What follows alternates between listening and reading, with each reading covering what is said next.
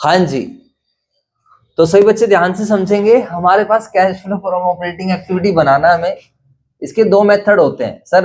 Method तो बात की बात है, पहले सर एक बार याद दिला दो इसका मतलब क्या होता है, वो सर हम थोड़ा भूल गए हैं। अच्छा बच्चों, मैं याद दिलाता हूँ।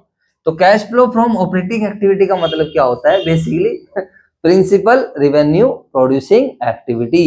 वो एक्टिविटी जहां से हमारा मेनली रिवेन्यू क्या होता है, जनरेट होता है मुख्यतः। याद है आप लोगों को? इधर सुनेंगे ध्यान से। जब आपको क्वेश्चन नंबर 1 कराया था आज से 3-4 क्लासेस पहले, वहां मैंने बताया था प्रिंसिपल, स्कूल वाला प्रिंसिपल से भी समझ सकते हो। उसको बोलते हैं प्रिंसिपल का मतलब प्रधानाचार्य, मेन पर्सन रहता है, जब सारी जिम्मेवारी उसके हाथ में रहते हैं। तो you can say principal revenue producing activities, basically वो एक्टिविटीज जहां से एक ऑर्गेनाइजेशन का मेनली रिवेन्यू, मुख्यतः रिवेन्यू क्या होता है, जनरेट होता है। जैसे अगर आप संजय क्लासेस की बात करते हो या किसी कोचिंग इंस्टीट्यूट की बात करते हो, तो उसका मेनली रिवेन्यूज कहां से जनरेट होता है, पढ़ाकर। अब हम लोग पढ़ाते हैं, आप लोगों को सर्विसेज देते हैं, सिलेबस कंप्लीट कराते हैं, उससे आप लोगों की हम क्या करते हैं, फीस चार्ज करते हैं। समझ आया नहीं? जैसे आप किसी भी बिजनेस में जाओगे तो you will find there are some operating activities. Like आप विशाल मेगा मार्ट पे जाओगे तो they generate the revenues majorly by selling of goods. Like side में कोई शॉप है, जनरल स्टोर है, तो how they generate the revenue? They are opening their shop on a regular basis, like 6 a.m. to 11 p.m. या 6 a.m. to 10 p.m. and on a regular basis they are selling some groceries items like जो भी है चीनी, चावल, नमकीन, biscuits. so they are able to generate the revenues। तो mainly वो activity जहां से हमारे पास रिवेन्यू क्या होता है, जनरेट होता है, वो हमारी कौन सी एक्टिविटीज क्या होती है, ऑपरेटिंग एक्टिविटीज। अब ऑब्वियस सी बात है, रिवेन्यू जनरेट करने के लिए आपको क्या करने पड़ेंगे, पैसे भी खर्च करने पड़ेंगे, तो आपको एक्सपेंसेस भी करने पड़ते हैं। हाँ जी बेटे, मेरी तरफ देख ले, तेरे चार्टे लगने वाले हैं, ध्यान रख लियो, ठीक है? इतना छोटा बच्चा नहीं है। हाँ जी, तो ऐसी भी हमारे पास एक्टिविटीज है। अब रिवेन्यू कमाना है तो हमें खर्चे भी करने पड़ेंगे, तो वो हमारे खर्चे क्या होते हैं, जो बिजनेस से रिलेटेड है उसको भी हम क्या बोलते हैं, ऑपरेटिंग एक्सपेंसेस। लाइक परचेज करना, लाइक रेंट पे करना, सैलरी देना, या इलेक्ट्रिसिटी बिल पे करना। ट्रेडिंग अकाउंट के तो सारे एक्सपेंसेस क्या होते थे, डायरेक्ट एक्सपेंस होते थे। जवाब दो मेरे बच्चों। लेकिन प्रॉफिट एंड लॉस अकाउंट में कुछ इनडायरेक्ट एक्सपेंसेस जाते थे। प्रॉफिट में क्या जाते थे, इनडायरेक्ट। सारे डायरेक्ट एक्सपेंसेस तो होते ही किसके हैं, बिजनेस के। प्रोडक्ट को बनाने के लिए जो हम खर्चे करते हैं, जो प्रोडक्ट की कॉस्ट में इंक्लूड होते थे, उसको हम क्या बोलते थे, डायरेक्ट एक्सपेंसेस। बात समझ आई या नहीं आई? जवाब दो बच्चों। तो जितने भी डायरेक्ट एक्सपेंसेस है वो तो सब आपके ऑपरेटिंग में आएंगे, बट इनडायरेक्ट एक्सपेंसेस में भी वो खर्चे जिनका संबंध बिजनेस से है, जो व्यापार के हैं, वो भी हमारे क्या माने जाते हैं, ऑपरेटिंग एक्सपेंसेस। जैसे कि ये दोनों खर्चे आपको ऑफिस और एडमिनिस्ट्रेशन और सेलिंग एंड डिस्ट्रीब्यूशन, ये वाले खर्चे आपके किसके होते हैं मेरे बच्चों, बताओ? व्यापार के होते हैं। लाइक फोटोस्टेट की बात करूं तो फोटोस्टेट क्या है, इनडायरेक्ट एक्सपेंस है, बट है तो बिजनेस से कनेक्टेड। एडवर्टीजमेंट है, जवाब दो। डिस्काउंट देना है, ये सब क्या है, हमारे इनडायरेक्ट एक्सपेंस है, but these are also operating expense. ये भी हमारे क्या है, ऑपरेटिंग एक्सपेंसेस हैं। समझ में आई कुछ बात या नहीं आई? जल्दी से बताओ। बिजनेस को चलाने के लिए, रेवेन्यू जनरेट करने के लिए आपको एक्सपेंसेस भी करने पड़ते हैं, और वो जो एक्सपेंसेस है वो डायरेक्ट भी हो सकते हैं और इनडायरेक्ट भी हो सकते हैं, ऑपरेटिंग भी हो सकते हैं। There is a head that is non operating expense. What is the meaning of non operating expense? वो खर्चे जिनका व्यापार से कोई लेना देना नहीं है।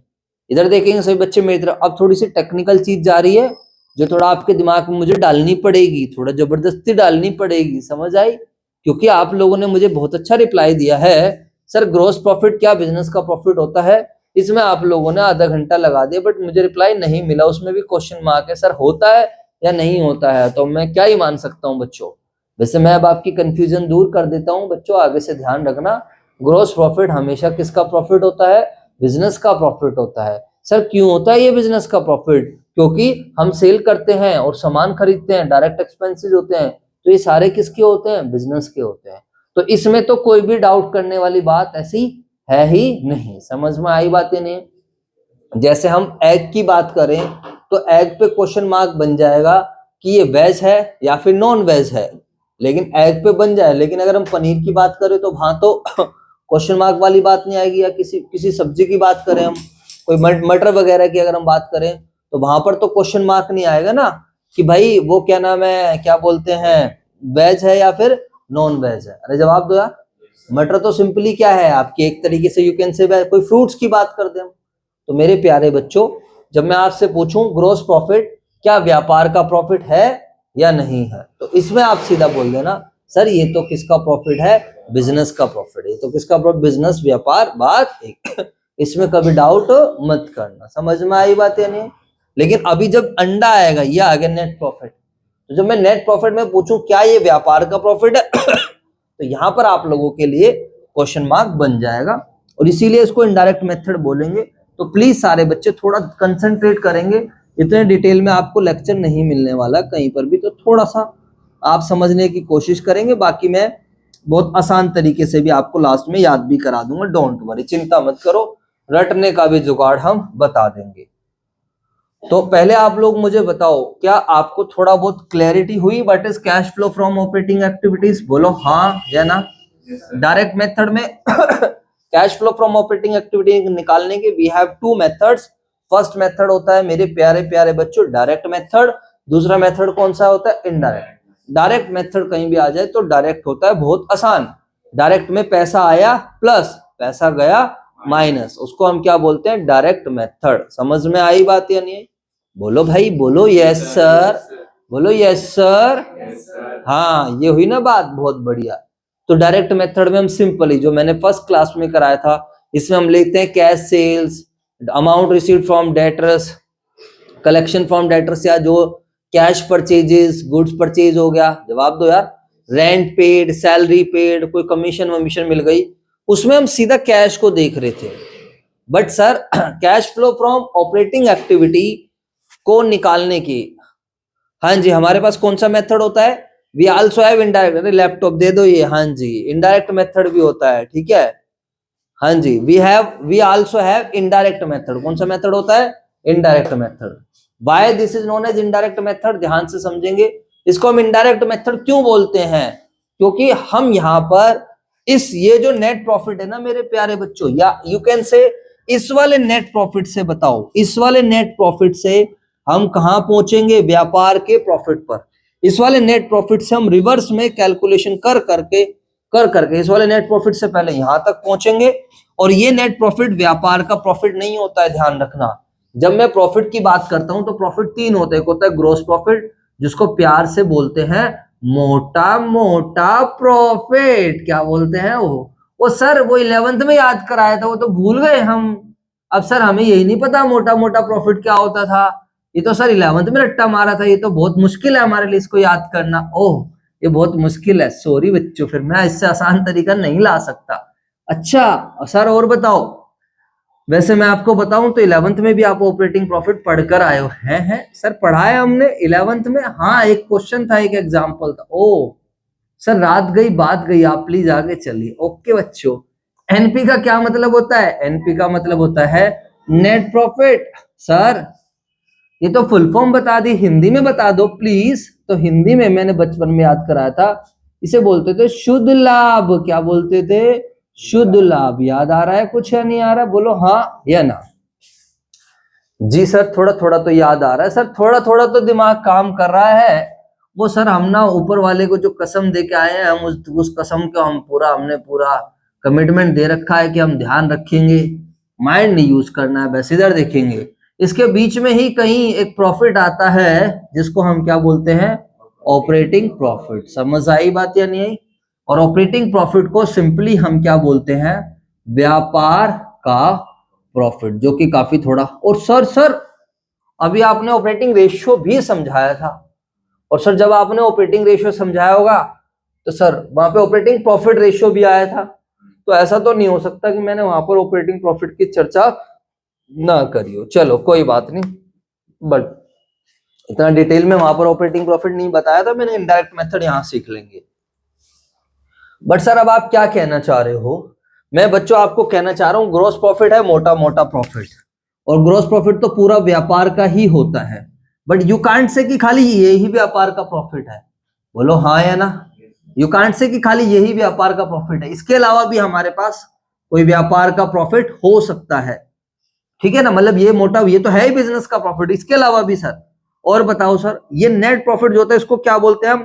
क्या ये व्यापार का प्रॉफिट है? नहीं, इसको हम बोलेंगे नहीं। दिस इज, ये एग्जैक्ट प्रॉफिट है। ये क्या है मेरे बच्चों? बताओ, टोटल। ये क्या होता है? टोटल प्रॉफिट है जी, टोटल है जी, इतना हमने प्रॉफिट कमाया। जब एक बिजनेस काम कर रहा होता है, जब कोई ऑर्गेनाइजेशन काम कर रही होती है, तो कोई जरूरी नहीं है कि उसके बाद जो प्रॉफिट होए वो सारा उसकी एक्टिविटी, ऑपरेटिंग एक्टिविटी से प्रॉफिट होए।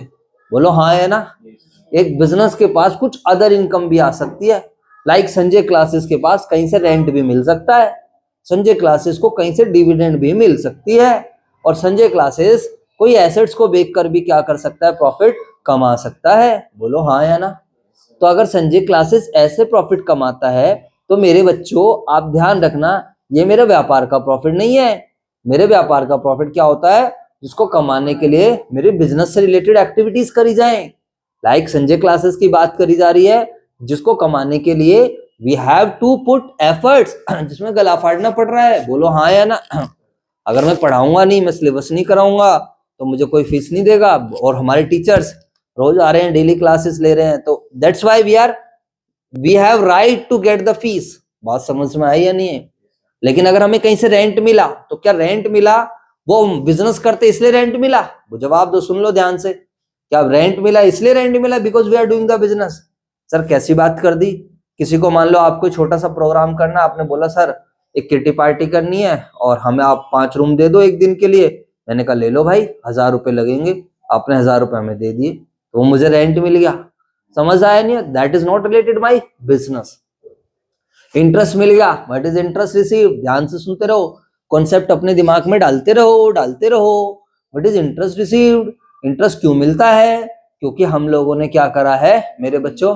किसी को लोन दिया है, और किसी को लोन देना क्या होता है? Investing activity. और वहां से अगर इंटरेस्ट मिल रहा है तो फिर मेरे बच्चों वो मेरे व्यापार की एक्टिविटी तो नहीं है।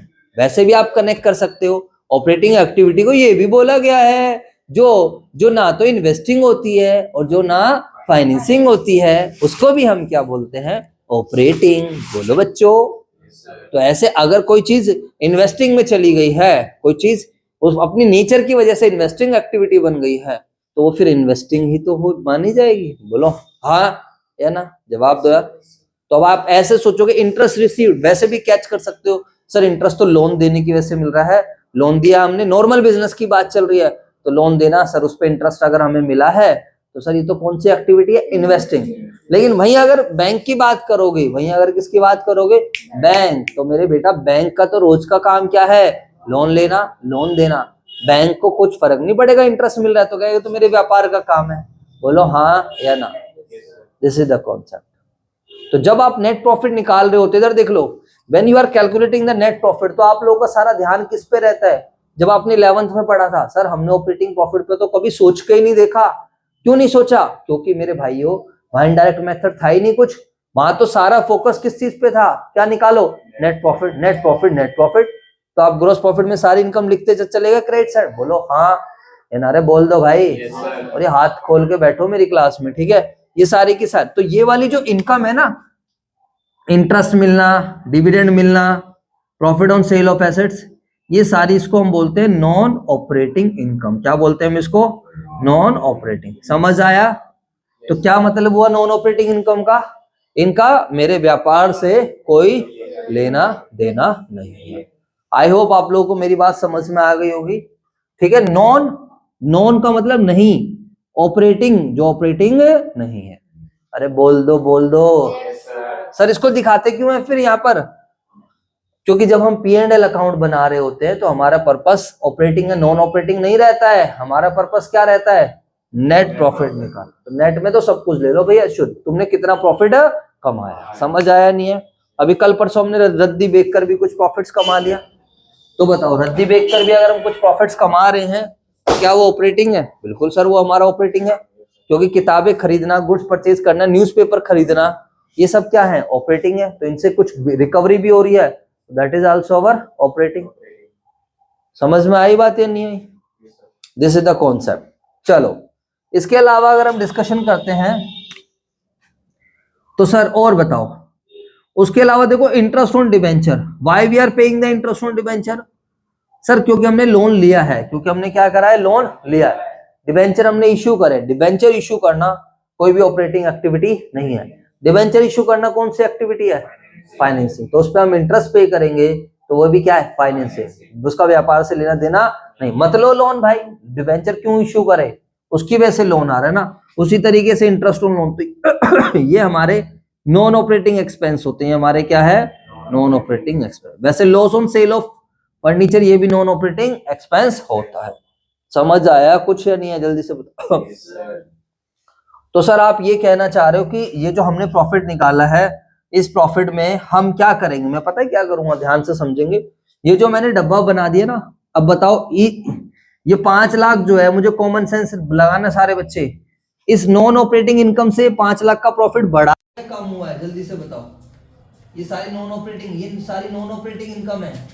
अगर ये नॉन ऑपरेटिंग इनकम नहीं होती तो ये प्रॉफिट ज्यादा आता है या कम आता? ज्यादा आता। हाँ जी, ज्यादा आता क्या होगा? कॉफी नहीं है क्या? कॉफी नहीं है, ओहो तो चाय बना लो। ज्यादा आता ज्यादा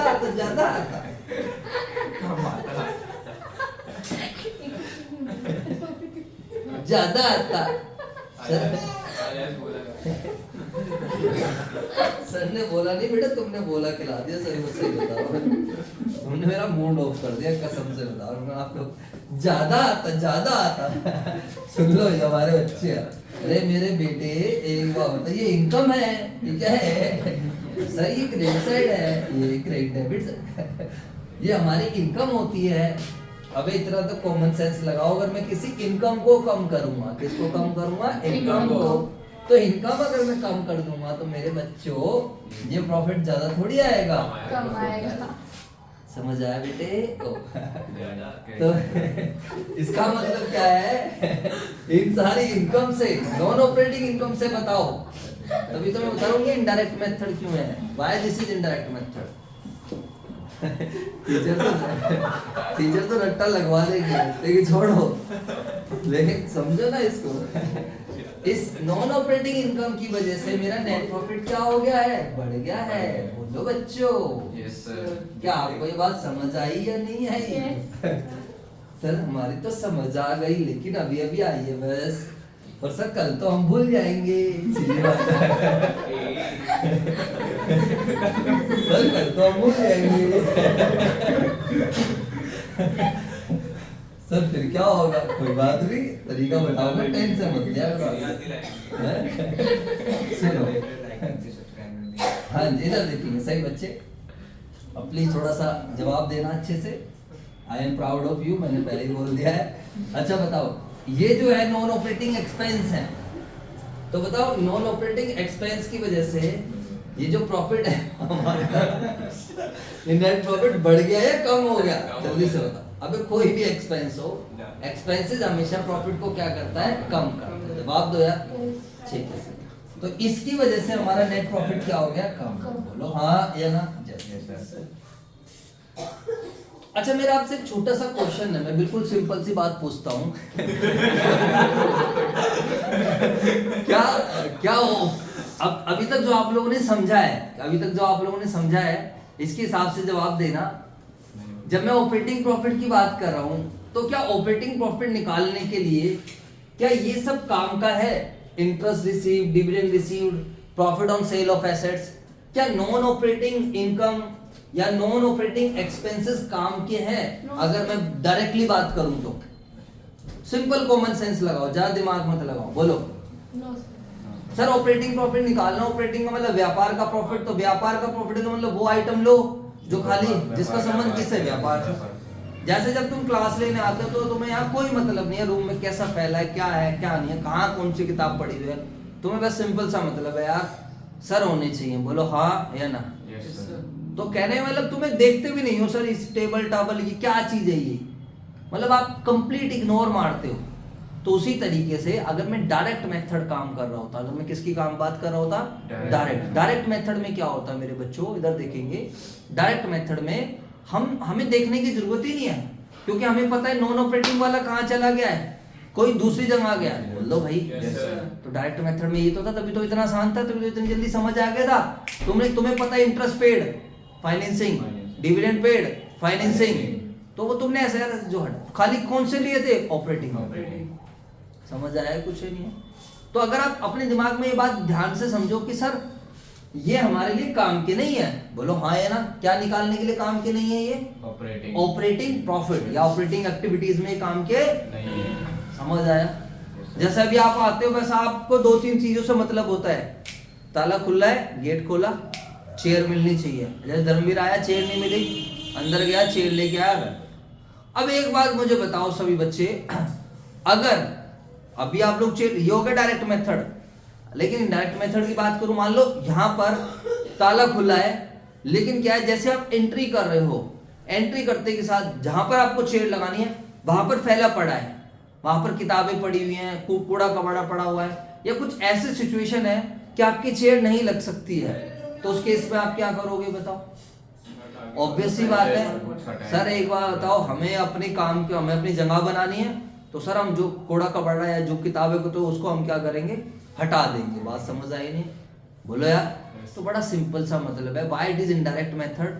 पहले डायरेक्टली आप आ रहे हो, सब क्लास प्रॉपर हो रही है, कोई दिक्कत, लेकिन एक दिन तुम्हें क्या करना पड़ा, थोड़ी मेहनत करनी पड़ गई। क्यों? क्योंकि यार चीजें अरेंज नहीं थी। Why this is indirect method? क्योंकि वो आपसे मेहनत कराएगी। इधर देख लो, वो आपको इस नेट प्रॉफिट से, जब आप सुन लेना, वो कहां से, इस नेट प्रॉफिट से क्या निकलवाएगा, ऑपरेटिंग प्रॉफिट। समझ आया नहीं है? जवाब दो यार। तो इस नेट प्रॉफिट में आप क्या होगा, अच्छा ओ ये बात है, इस नेट प्रॉफिट से ऑपरेटिंग बनाना है, व्यापार का बनाना है, व्यापार का बनाना है, तो भैया जो बिना व्यापार का है सब क्या करो, हटा दो। समझ आया? अब हटाओगे, हटाने का भी एक तरीका है, जिसकी वजह से नेट प्रॉफिट बढ़ गया है, इसकी वजह से क्या हो गया है, इन तीनों की वजह से नेट प्रॉफिट क्या हो गया, बढ़ गया है, तो इसको हटाने के लिए क्या करोगे, सिंपल कॉमन सेंस। जवाब दो यार। भाई इन तीनों इनकम की वजह से नेट प्रॉफिट क्या हो गया, बढ़ गया, तो क्या कर देंगे, माइनस। और जब सर इनकम हटा दिए, नॉन ऑपरेटिंग इनकम हटा दी, तो हमें क्या हटाना पड़ेगा, नॉन ऑपरेटिंग एक्सपेंस भी। थोड़ा सोचो, नॉन ऑपरेटिंग एक्सपेंस की वजह से क्या हो रहा है बताओ, इधर देखो, नॉन ऑपरेटिंग एक्सपेंस की वजह से प्रॉफिट क्या हो रखा है, कम, तो इसको क्या करना पड़ेगा। समझ आया नहीं है? And that is elimination. That's why this is known as indirect method. और कुछ खास बात है नहीं, सारी बात बता रहा हूँ, तो बस कॉन्सेप्ट में टाइम लगता है। एक्चुअली में सर अब थोड़ा बता दो। चलो, ट्रेडिंग अकाउंट बन गया, यस। P&L बन गया, बोलो हाँ या ना, जल्दी से बोलो। ये डायरेक्ट इनकम होती है हमारी। इसके अलावा हमने कुछ इनडायरेक्ट इनकम भी डाल दी, ये कुछ खर्चे डाले, ये वाले ऊपर वाले नॉन कैश आइटम है। ऊपर वाले कौन सा आइटम है, नॉन कैश। नॉन कैश के बारे में भी अभी चर्चा करेंगे। वैसे आपको थोड़ा बहुत आइडिया होगा, वो खर्चे जिसकी वजह से पैसा नहीं जाता। एक होता है आउट ऑफ पॉकेट एक्सपेंस, जिसकी वजह से पैसा जाएगा। अभी हमने दूध खरीदा, तो दूध लेके आए, पैसे चले गए, बोलो हाँ है ना। रेंट पेड करे, पैसे चले गए। सैलरी पे करी, पैसे चले गए। बट बोर्ड यूज करा, वैल्यू डाउन हो गई, डेप्रिसिएशन, इसकी वजह से कोई कैश का फ्लो नहीं हुआ। तो इस तरह खर्चों को बोलते हैं नॉन कैश आइटम। सारे बच्चे प्लीज समझेंगे। तो जब हम ट्रेडिंग P&L बना रहे होते हैं, तो हमारा फोकस रहता है भाई नेट प्रॉफिट मिल जाए। क्या मिल जाए, नेट प्रॉफिट। उस समय हम बिल्कुल भी नहीं सोच रहे होते हैं कि ऑपरेटिंग प्रॉफिट का कुछ है। जवाब दो यार। Yes sir. काश ऐसा सिस्टम बना देते कि भैया ग्रॉस प्रॉफिट के बीच में कहीं आता ऑपरेटिंग प्रॉफिट। जवाब दो यार। और फिर क्या आता, नेट प्रॉफिट। तो कितनी बढ़िया बाइफर्केशन हो जाती है। अरे नहीं आई बात समझ? तो तुम्हें मुझे बताना ही नहीं पड़ता, क्योंकि तुम्हारे दिमाग में पहले से क्या हो जाता, वो सेट रहता। बोल दो हाँ या ना। लेकिन उन्होंने कहा यार चलो छोड़ो रहने दो। तो मेरे बच्चों में आपको ये कहना चाह रहा हूं कि हमने P&L ट्रेडिंग P&L बनाकर हम लोगों ने क्या निकाल लिया, नेट प्रॉफिट। सर ये इनडायरेक्ट मेथड क्यों है, एक बार और बता दो।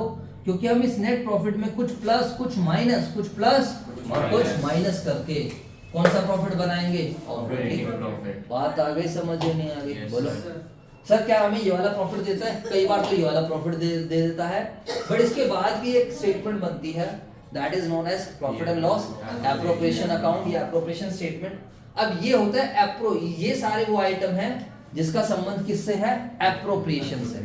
एप्रोप्रिएशन का मतलब जो शेयर होल्डर से रिलेटेड है, यानी कि जो प्रॉफिट्स है तो बनाएंगे, अदरवाइज नहीं। इधर देख लीजिए बेटा, हाँ जी इधर देखो, बहुत इंटेलिजेंट हो, इधर देखो मित्र, ओ वो सब समझ में आने लग गया, अब तो हम 4-4 काम कर सकते हैं।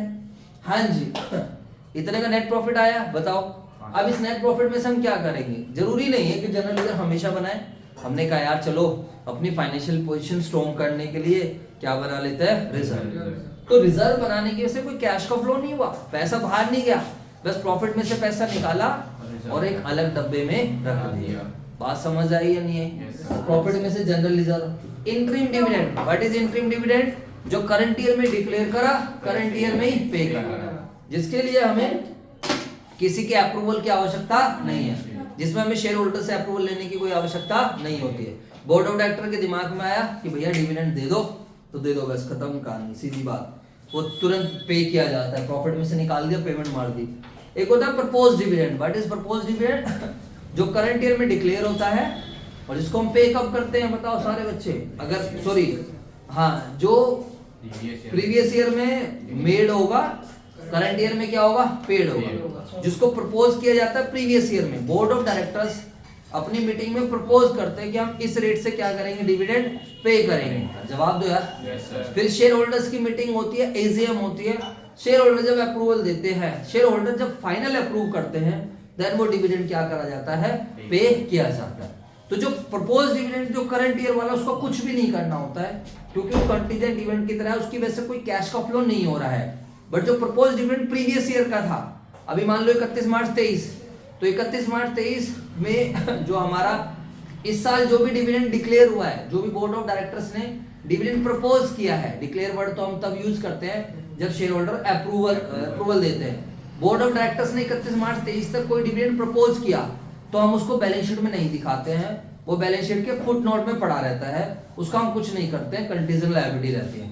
लेकिन जो 31 मार्च 22 को, इधर सुन लीजिए, जो डिविडेंड पिछले साल क्या हुआ था, प्रपोज किया गया था 31 मार्च 22 को, वो जब इस साल की मीटिंग हुई होगी 1 अप्रैल 22 से लेकर 31 मार्च 23, 30 सितंबर 2022 से पहले एजीएम हुई होगी। एजीएम में बोर्ड ऑफ डायरेक्टर्स क्या करते हैं मेरे बच्चों, आते हैं, बताते हैं कि हमने इतना प्रॉफिट्स कमाया और हम कंपनी इतना डिविडेंड क्या करना चाहती है, डिक्लेयर, इतना डिविडेंड हम देने में इंटरेस्टेड है, 10%, 12% रेट बता रहे होते हैं। तो जो शेयर होल्डर्स रहते हैं उनके हाथ में वो डिविडेंड की रेट को डिक्रीज कर सकते हैं, but they can not increase. तो अब जैसे शेयर होल्डर अप्रूवल दे देते हैं, देन वो डिविडेंड क्या हो जाता है, फाइनल। समझ आया? और फाइनल डिविडेंड होने के बाद फिर आई थिंक 30 डेज या कुछ एक टाइम पीरियड रहता है, 30 डेज के अंदर सेपरेट बैंक अकाउंट में जमा करना होता है, फिर शेयर होल्डर आके अपना क्या कर सकते हैं, पैसे ले सकते हैं, या आगे जाके आप आईपीसीसी वगैरह में लॉ में भी पढ़ने को ये मिलेगा। तो बस सिंपली अकाउंटिंग ट्रीटमेंट में अगर आप लोगों को समझाऊं तो अकाउंटिंग ट्रीटमेंट सिंपली इतना है कि जो करंट ईयर का प्रपोज डिविडेंड है उसका कुछ भी नहीं करना है, उसको सिंपली आपको क्या कर देना है, इग्नोर। क्या कर देना, इग्नोर। जैसे आप रोड पे जाते हो तो बहुत सारी चीजों को आप इग्नोर करते हो, यहाँ पर इतना सब कुछ फैला पड़ा इग्नोर, तो ऐसे उसको क्या कर देना है, इग्नोर। लेकिन जो प्रीवियस ईयर का प्रपोज डिविडेंड है, जो क्या है, प्रीवियस ईयर का प्रपोज डिविडेंड है, उसको इग्नोर मत कर देना। उसकी वजह से क्या होगा, कैश का फ्लो होगा। तो उसी को हम क्या करेंगे मेरे बच्चों, वो हम प्रॉफिट में से निकालेंगे, पहले प्रॉफिट में से निकालेंगे तो P&L appropriation debit to bank, P&L appropriation debit to bank. समझ आया कुछ नहीं? जैसे यानी कि you can say proposed dividend of previous year is just like tripod. किसकी तरह है, ट्राइपॉड। सर आपको ट्राइपॉड की जरूरत है? भाई बिल्कुल जरूरत है, आपके साथ ट्राइपॉड ही तो हमने सबसे पहले लगाया है, तभी तो वीडियो क्या हो पाएगी, रिकॉर्ड होते हो, हम इसको इग्नोर नहीं कर सकते। जवाब दो यार। सर आपने बहुत अच्छे तरीके से हमें समझा दिया, थोड़ी थोड़ी चीजें दिमाग में भी चली गई हैं और थोड़ा अच्छा भी लग रहा है, ऐसी बात नहीं है। बट बच्चों ये इनडायरेक्ट मेथड है, घर जाके पढ़ लेना। मैं तो आपको इतनी क्लैरिटी दे भी रहा हूँ, आसपास के टीचर्स नहीं इतनी क्लैरिटी से कराएंगे। इवन मैं आपको बता दे रहा हूँ, कोई भी इतनी मेहनत नहीं करता है, ना कोई ट्रेडिंग बना रहा होगा, ना कोई P&L बना रहा होगा, ना कोई बना रहा होगा। बस सीधा क्या करेंगे, फॉर्मेट, बेटा ये ऐड होगा, ये माइनस होगा, ये ऐड होगा, ये माइनस होगा, और बंदे रट्टा रुट्टा लगा के काम चल जाता है। जो एक बेसिक फंडामेंटल है वो अभी तक तो मैंने बताया ही नहीं, अभी तक तो मैं ये बता रहा हूँ कि एक्चुअली में प्रॉफिट कौन सा बैलेंस शीट में पहुंच रहा होता है। समझ में आई बातें नहीं? तो ये आई थिंक लॉजिक क्लियर होगा सब बच्चों को। कई बार कंपनी और किसी रिजर्व में भी क्या करती है, पैसा ट्रांसफर कर देती है। उसके बाद नेट प्रॉफिट ट्रांसफर टू क्या आ जाता है, बैलेंस शीट। तो सर अब एक बात बताओ, हमें क्या करना है, हमें जो गिवन होगी ये बैलेंस शीट गिवन होती है, बोल दो यार। Yes, sir. तो हमें इस बैलेंस शीट से कहां पर पहुंचना है मेरे बच्चों, इस बैलेंस शीट से पहले हम यहाँ आएंगे, बोलो भाई। Yes, sir. इस वाले प्रॉफिट से हम यहाँ तक पहुंच पाएंगे, बोल दो ना। Yes, sir. फिर इसमें से कुछ प्लस माइनस करके फिर हम क्या निकाल देंगे, ऑपरेटिंग प्रॉफिट। बोलो बात समझ आई या नहीं है? और इसीलिए इसको क्या बोल दिया बताओ, इसीलिए इसको बोल दिया इनडायरेक्ट मेथड। अपने स्कूल में जाकर अपने दोस्तों से पूछना यार इसको इनडायरेक्ट मेथड क्यों बोलते हैं, फिर आप देखना कितने अच्छे अच्छे आंसर्स आप लोगों को मिल रहे होंगे। वो कहेंगे भाई बस बोलते हैं, नाम है और क्या है, सीधी सी बात है। अब सर मैं अगर निकलवाऊं तो यहाँ पर कैसे करेंगे, हम यहाँ पर लिख दूं मैं, तो कैसे करेंगे नेट प्रॉफिट, यही बच्चों cash flow from operating activity जो बना रहे होते हो ना आप लोग, तो ऐसे बन रहे होते, इधर देखेंगे। तो this is net profit transfer to balance sheet. जल्दी से बताओ कितने का है, 1 लाख। अब थोड़ा टाइम ज्यादा हो रहा है, आप लोग क्या नाम है फालतू टेंशन मत लो, उसकी फोटो ले लेना। प्लस कर देंगे एप्रोप्रिएशंस। क्या आप मेरी बात समझ रहे हो, सारी एप्रोप्रिएशंस क्यों प्लस कर रहे हैं, बोलो फटाफट, बोल दो ना, बताओ। ये सारी एप्रोप्रिएशंस ही तो है। Yes, sir.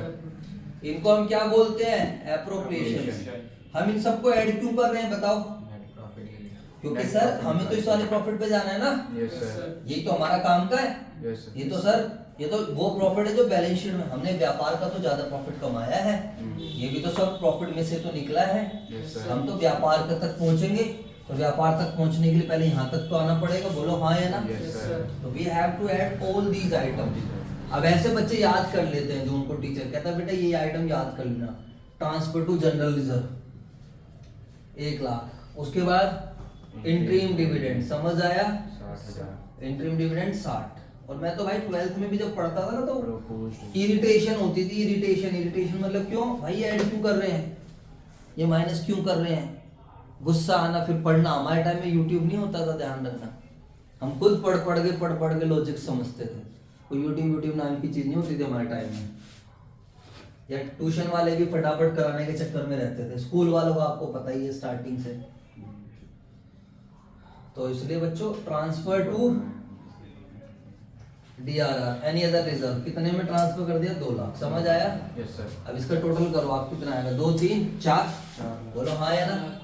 अगर आप देखोगे ना थोड़ी सी कॉमन सेंस लगाओगे तो सर यही तो हो रहा है। Net profit. हमने इन देखो इतने का प्रॉफिट तो इन सब की वजह से प्रॉफिट क्या हुआ है, कम हुआ कम हुआ है है। बस। और क्या करेंगे बताओ, क्या ये ऑपरेटिंग प्रॉफिट है, No, sir. नो सर ये तो भी ऑपरेटिंग नहीं है। ये भी net profit है. अभी तो सर और कुछ भी हमें ऐड करना पड़ेगा। Yes, sir. देखो अब आप क्या करोगे, ये नॉन ऑपरेटिंग इसको मैं हटा देता हूँ यहाँ पर, ये सब नॉन ऑपरेटिंग इनकम है और इसकी वजह से क्या है, नेट प्रॉफिट बढ़ रहा है, बोलो यार। Yes, sir. चलो अब मुझे बताओ सही बच्चे, अब हम क्या करेंगे फटाफट बताओ सही बच्चे। सबसे पहले हम प्रोविजन फॉर टैक्स भी ऐड कर देंगे। प्रोविजन फॉर टैक्स की वजह से कोई कैश का फ्लो नहीं नहीं होगा, हुआ है ये ऑपरेटिंग आइटम, ध्यान रखना। Yes, sir. लेकिन इसका एक स्पेशल ट्रीटमेंट होता है, इसको लास्ट में हम माइनस करते हैं पेड वाले को, इसकी वजह से कैश का फ्लो नहीं हुआ, मेड की वजह से कभी भी कैश का फ्लो नहीं नहीं होगा। होगा। अब मुझे ऑपरेटिंग प्रॉफिट चाहिए कैश में, किसमें चाहिए ऑपरेटिंग प्रॉफिट, कैश में।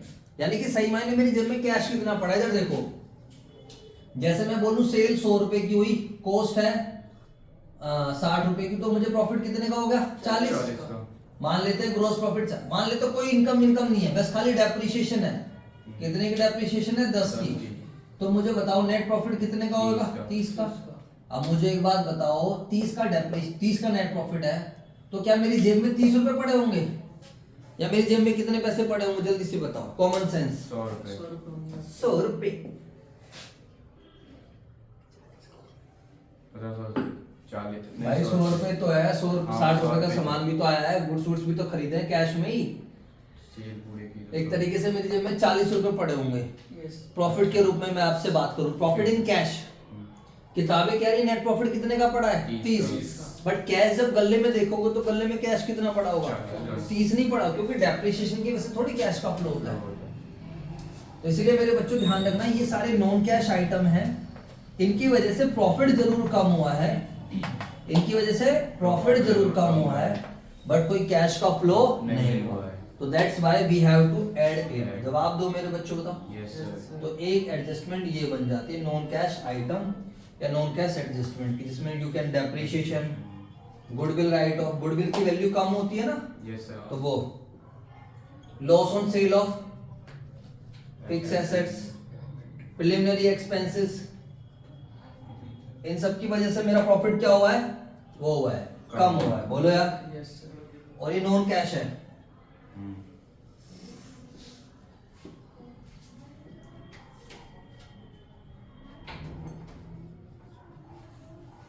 समझ आया? Yes sir. Interest on debenture और इंटरेस्ट ऑन लोन को भी क्या कर देंगे हम, प्लस कर देंगे। No sir.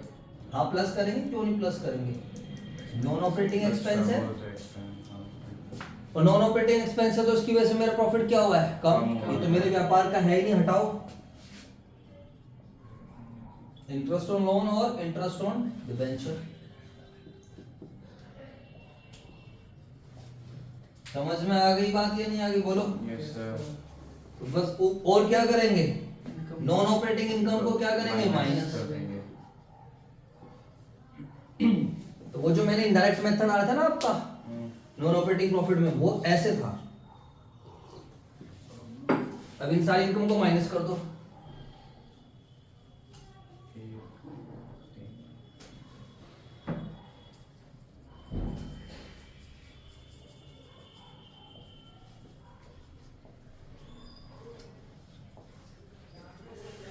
और ये जो बनेगा इसको हम प्यार से क्या नाम देंगे, निकालो उसको कितना आ रहा है ये, 5, 6.5, 7.5, 14.5,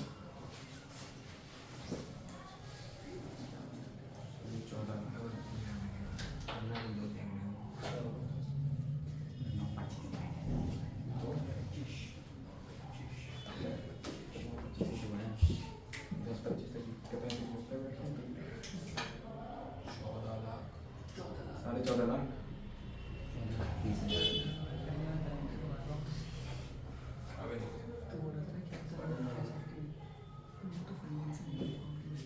कौन सा? सारी चीजें हो गई। समझ आया? Why it is known as indirect method, बोलो। Yes sir. अब इसको निकाल लेना आप, इसमें क्या दिक्कत है, 5 लाख, 14.5 लाख, 6.5 लाख, 7.5 लाख, और ये 7 लाख तो माइनस है, 5 और 1 6, 7, 7.5, 7 लाख माइनस है तो 50 50। 50 यार, इसको हम क्या बोल देंगे, ऑपरेटिंग प्रॉफिट इन। समझ आ गया? तो कल भाई यही पूछूंगा तो मुझे सीधा जवाब दे देना। जो net profit transfer to balance sheet है उसमें सारी एप्रोप्रिएशंस होती हैं प्लस, और नॉन कैश आइटम होते हैं प्लस, नॉन ऑपरेटिंग एक्सपेंसेस होते हैं प्लस, और नॉन ऑपरेटिंग इनकम क्या होती है, माइनस। और जब पूछूं नॉन ऑपरेटिंग एक्सपेंस क्या होते हैं तो मुझे जवाब दे देना, वरना तो चाटे मारूंगा, ध्यान रखना। नॉन ऑपरेटिंग इनकम क्या होती है तो एग्जांपल बता देना, नॉन कैश आइटम क्या होते हैं। तो आज आपको यही क्वेश्चन 2-3 बार करना है, बाकी फालतू कुछ भी नहीं करना है, ठीक है बच्चों। अगली क्लास में टेस्ट लूंगा, इस क्वेश्चन का ध्यान रखना।